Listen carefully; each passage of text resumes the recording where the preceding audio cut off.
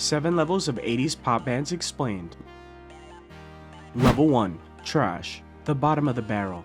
Bands that were embarrassing even in the 80s, which is saying something because that decade was already a fever dream of questionable fashion and synthesizer reviews. Baltimora. Remember Tarzan Boy? What the fuck is that, bro? That's not a song, that's a Listerine commercial from hell. And here's the kicker.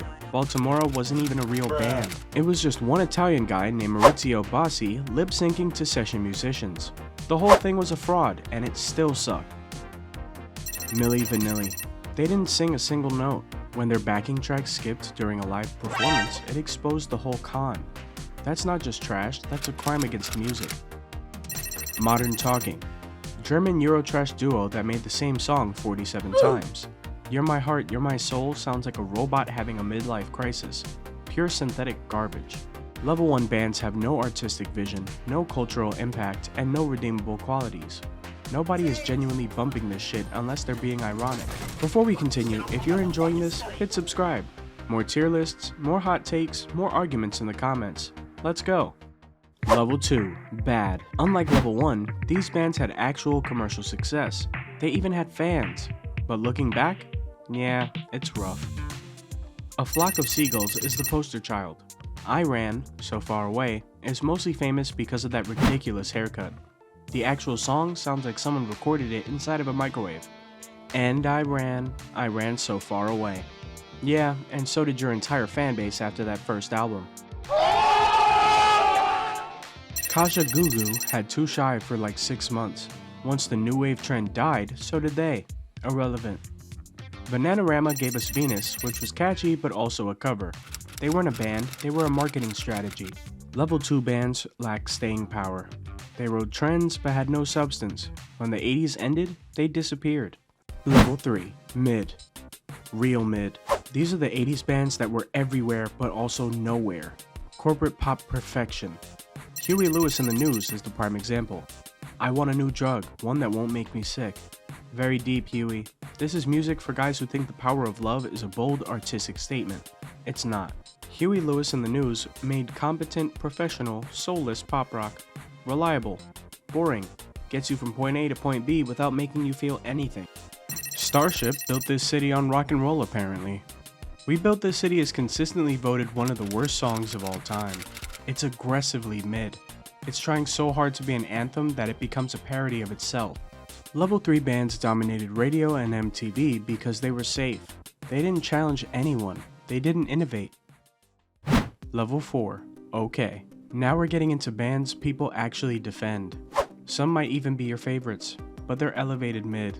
They had good songs, maybe even great moments, but they're missing that one thing that would make them truly legendary. Duran Duran is the poster child for Level 4. Hungry Like the Wolf slaps. Rio is undeniable. The videos were iconic. They looked cool, they sounded cool, they were cool in 1983. But strip away the aesthetic, the fashion, the cinematic music videos, and what are you left with? Decent synth-pop with forgettable lyrics. Her name is Rio and she dances on the sand. You spent 4 minutes on this woman and I still don't know why she matters. Duran Duran had style over substance. Masters of the visual album era, but their actual songwriting was just fine. Good even, but not great. Tears for Fears gave us 2 perfect songs. Everybody Wants to Rule the World and Shout, but their deep cuts, forgettable. That's a level 4 band, flashes of brilliance surrounded by mediocrity. I Am Excess is level 4. Need You Tonight is great. Michael Hutchence had charisma for days, but strip away the sex appeal and you've got Australian Duran Duran. Funky, sexy, but ultimately one-dimensional. These bands are good. Some of them are even great at their best, but they all have clear limitations. Level 5. Good. Everyone from this level on shaped the 80s. Whether you love them or hate them, their influence is undeniable. The Cure sits comfortably at level 5. Just Like Heaven, Boys Don't Cry, Friday I'm in Love. These are objectively excellent songs. Robert Smith created a whole aesthetic that influenced goth culture for decades. They had depth, emotion, and originality. But The Cure also released a dozen albums where half the tracks blur together.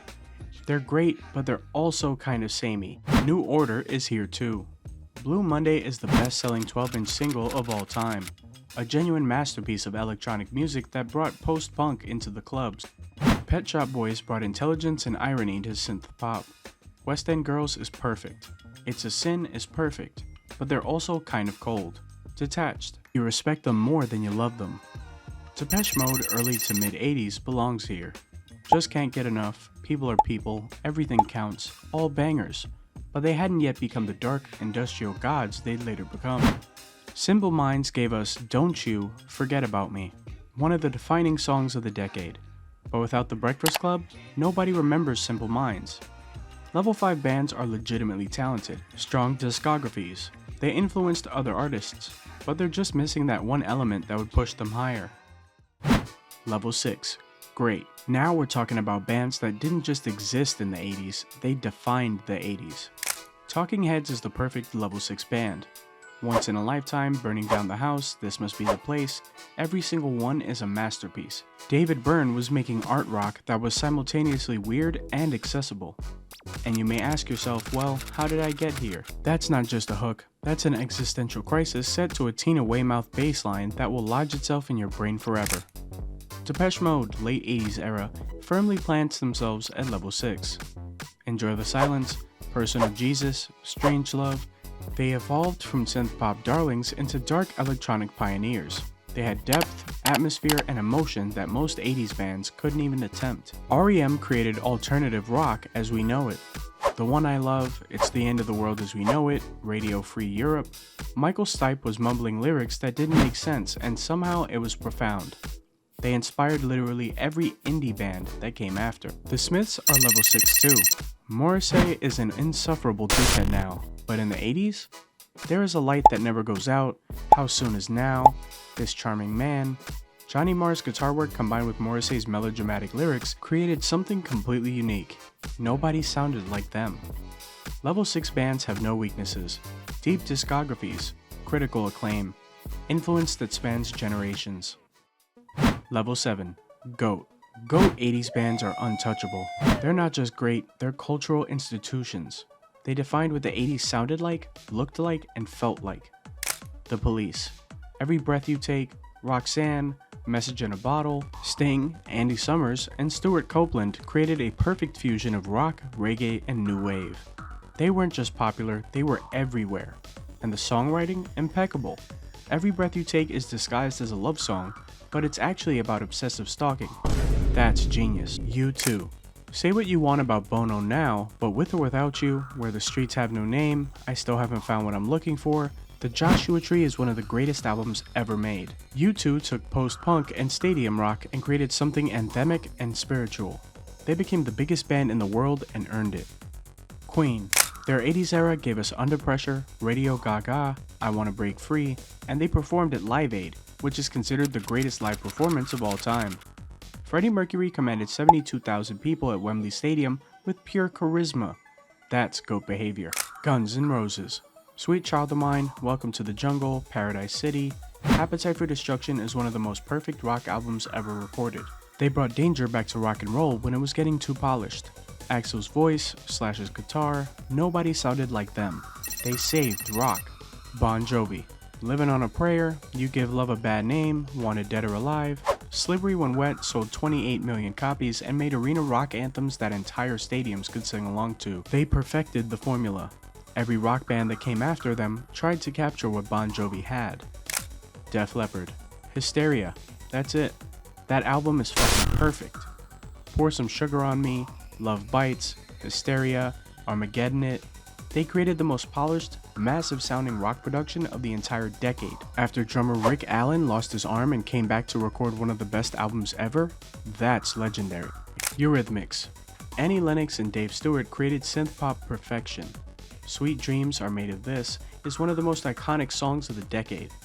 That bass line, that visual, Annie Lennox's androgynous look and powerhouse voice changed what pop stars could be. Level 7 bands aren't just great musicians, they're icons. They're the reason the 80s are still culturally relevant. They created music that sounds just as fresh today as it did 40 years ago. If you want to understand what made 80s pop music so special, start with these bands. You'll get it soon enough. But if you're already a fan of 80s music, it's time to find out what kind of fan you are. There are 7 types, and you're certainly one of them. If you made it this far, subscribe, drop a like, leave a comment telling me which band I got completely wrong.